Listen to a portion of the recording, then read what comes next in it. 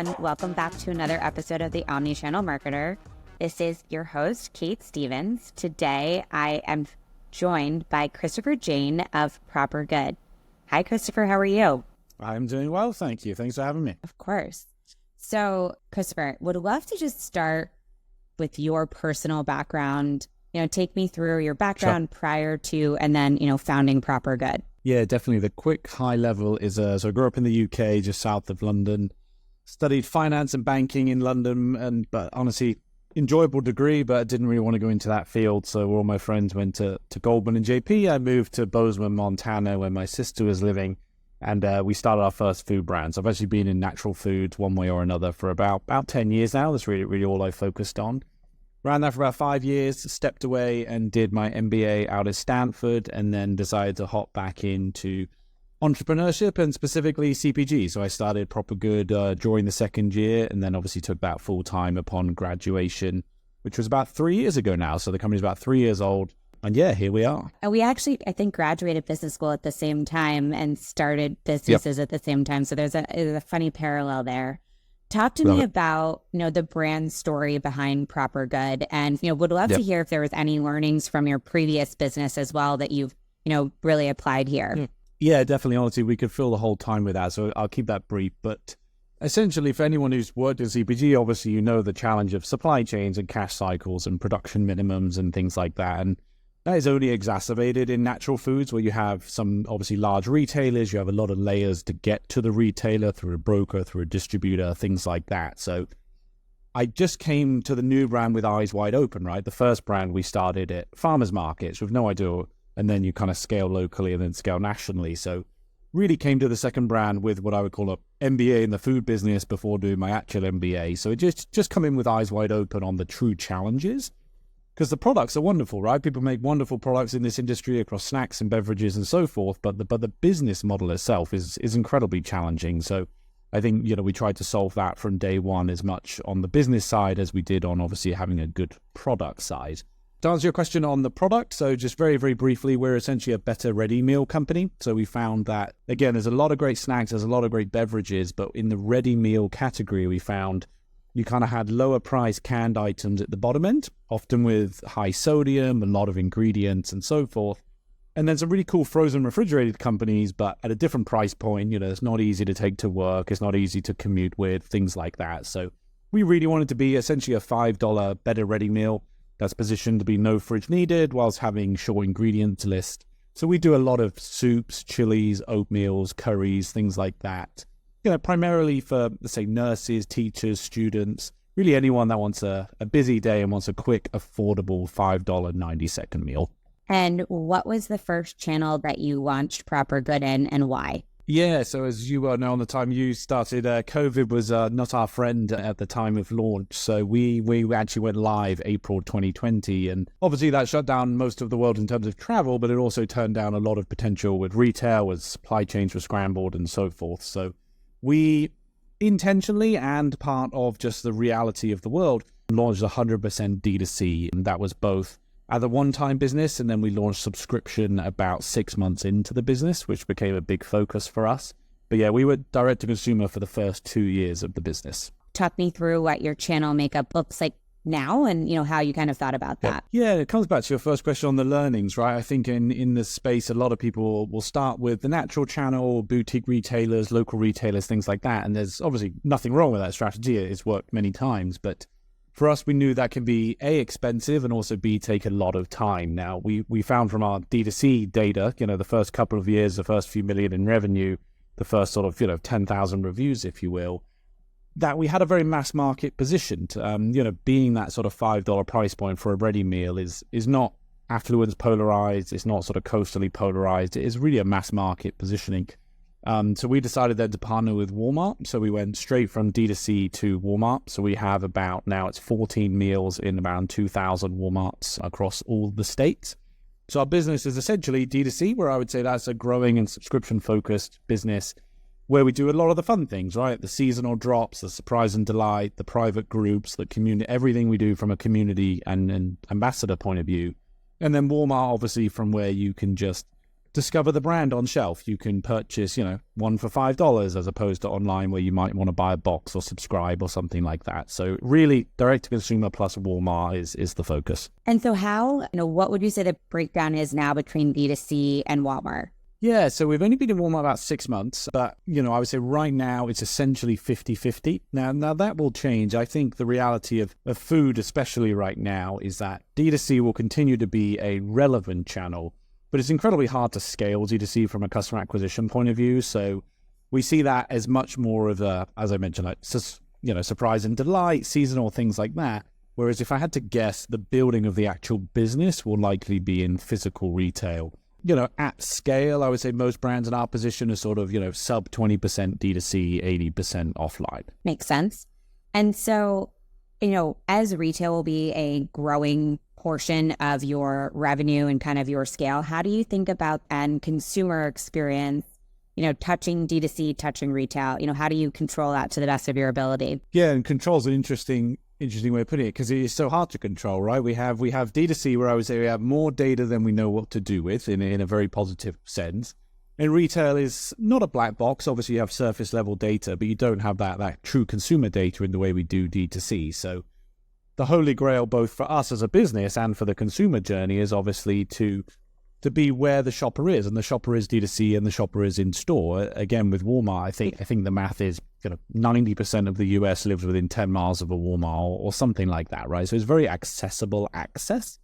So the goal for us really is people discover us in Walmart, then they either come online through the actual D2C website, or maybe through text messaging, or maybe just through Instagram and TikTok and so forth, where we can engage them in the communities. Because I think on shelf, we're a relatively small brand, so we're not doing huge amounts of national marketing. So if you're discovering us on shelf, it's really primarily because we're solving a problem for you, right? You don't want to buy the canned item, you don't want to buy that, but we essentially provide a premium option of that for you.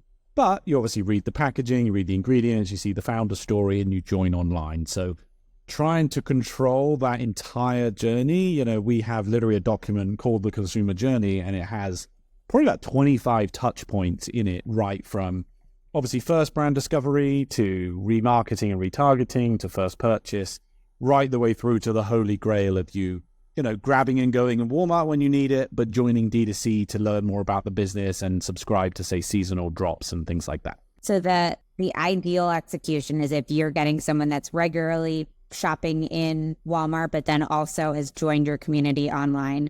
And then, as you think about, some of the data gaps that you have, or I guess, help me understand what data you do have from Walmart. Yep. Where you see some of those gaps and how, what methods you use to supplement those gaps. Yeah, it's interesting just to give a little further deep dive there. So D2C, we focus obviously what everyone has, right? Cohort and basic kind of math. But where we've really tried to focus in on more of who is the subscription customer, who is that high cadence customer, where for us, that's kind of an at-work usage occasion and things like that. It's a 90-second meal at your desk every day. And then from there, that we can figure out lifestyles, right? We do a lot in subsets for lifestyles, keto, plant-based, gluten-free, things like that. So online, we have a very personal understanding of the type of product you're enjoying. Is it a breakfast item? Is it a lunch or dinner item? Or are you crossing all three? Are you focused on a specific lifestyle? Are you a subscriber or not? We have that to build what I would call a customer profile, as well as just basic cohort information. With Walmart and most retailers, you'll get obviously store level data, SKU velocity data, but there is no physical way of being Kate went into Walmart, she purchased there, then the next week she went back and bought it again, and extrapolate from there. We just don't have a way to do that. Now, with enough money and enough creativity, there are ways to do that from a credit card point of view and basket analysis and so forth, but not at the scale that we're at currently. So that's where the data gap exists, right? Of knowing the D2C customer incredibly well and knowing the Walmart customer only really from a store level.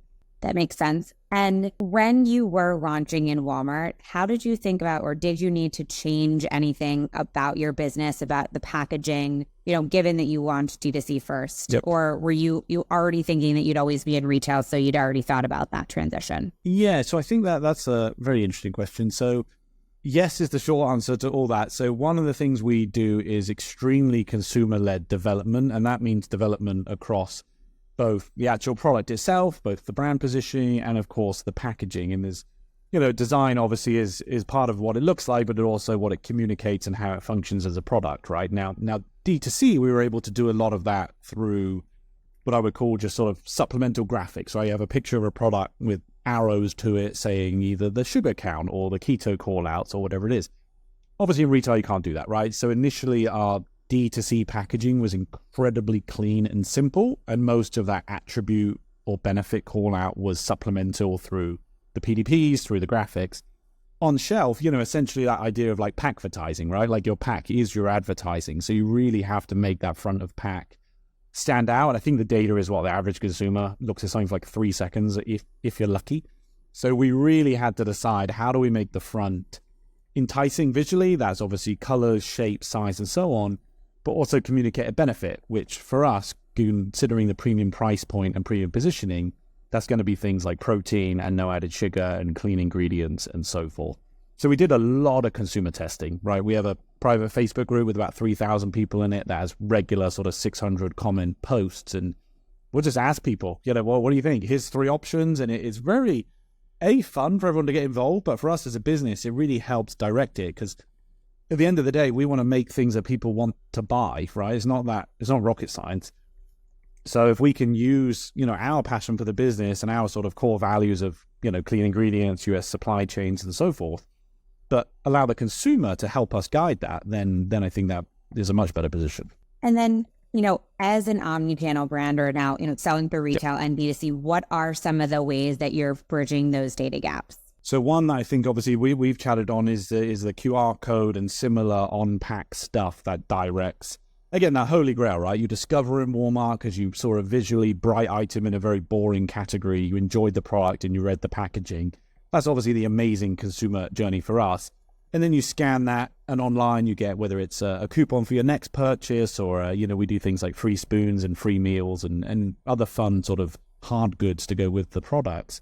So for us, that holy grail is, find us in Walmart, scan a QR code, join the D2C community, get obviously some sort of benefit for doing that.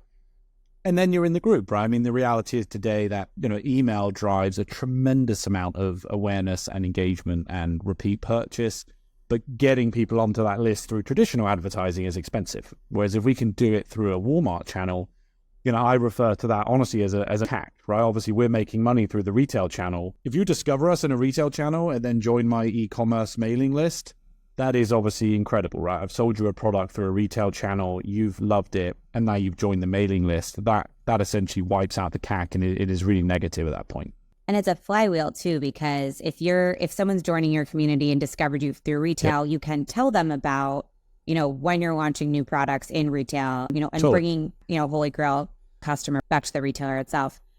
I know you have, specific customer segments that are particularly interesting. I think you mentioned students, you mentioned, nurses. How are you, thinking about, positioning the brand, or, really getting in front of those specific, segments of customers?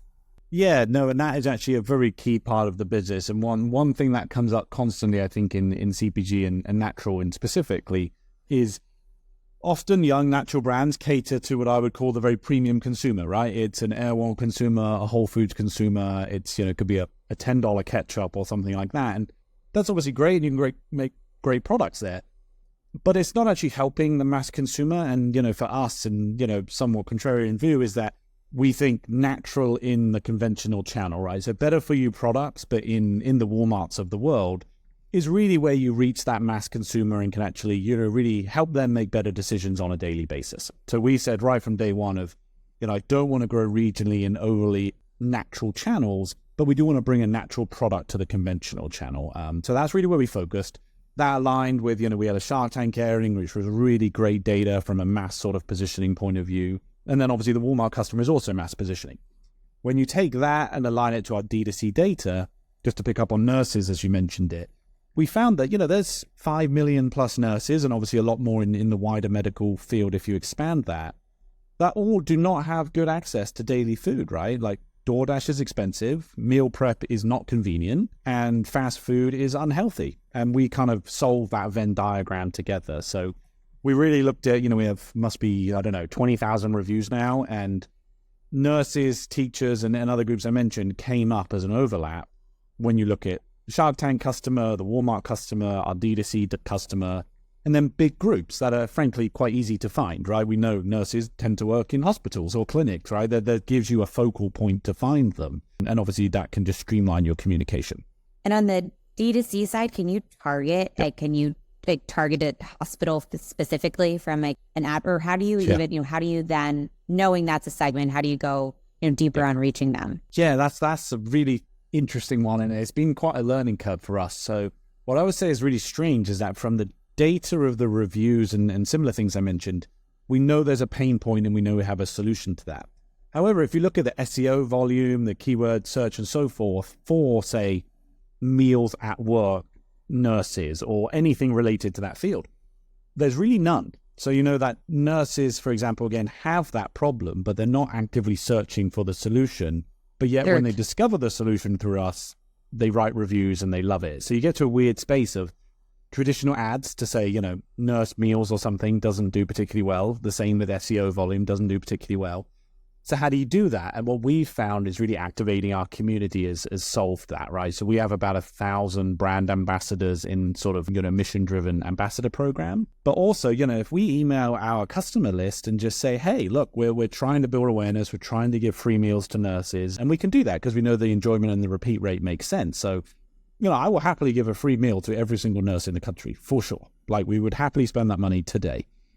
How do you find them? We ask our current group, and, we'd be surprised that you just email our list with, hey, do you know any nurses, in your family, in your friend group, in whatever? Send them this email. They can click this link and join our sort of Google form or whatever it is. And we would send that and get hundreds, if not thousands of responses because there's a certain goodwill element, right? People understand the good work that nurses do, just to focus there. And they want to help them, and they understand the problem, and we're offering a no-fringe solution. So, just activating people, I guess, is the summary, because, to your question, the traditional ads and SEO are not there, despite we know the size of the pain point, so that creates an unusual problem. That's really interesting, but it feels like you've really found a way to activate them, so it feels like there's a lot of both work to be done, but then, opportunity in those segments to just, continue those unlock. So something that I like to always ask is about something that you feel, bold or passionately about. So, would love to, hear that from you. Yeah, so many things, but to relate it back to the business, I think is that America has great food in many ways, right? There's great restaurants in the cities I've lived in. There's great high-quality fresh produce and organic produce and so forth in many of the places I've shopped. The pre-packaged processed goods in America, I would say, have a lower quality than most of the world. And that's from